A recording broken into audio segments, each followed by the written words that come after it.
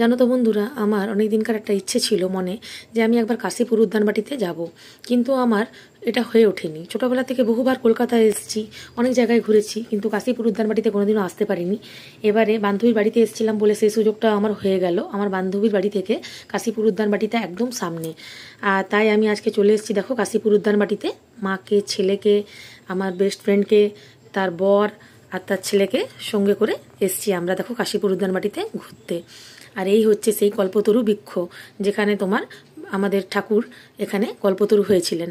আর এখানে জানো তো, 1 জানুয়ারির দিন খুব বড় করে কল্পতরু উৎসব পালন করা হয়। সেই সময় তো আসার সুযোগ হয়নি, কিন্তু যাই হোক, আজকে এখানে আসতে পেরে আমার খুব ভালো লাগছে।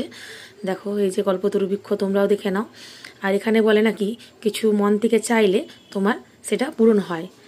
আমিও যাই হোক, আমার মনের ইচ্ছা এখানে জানালাম। আর এই যে দেখো, আমার মা আর ছেলেও এখানে প্রণাম করছে।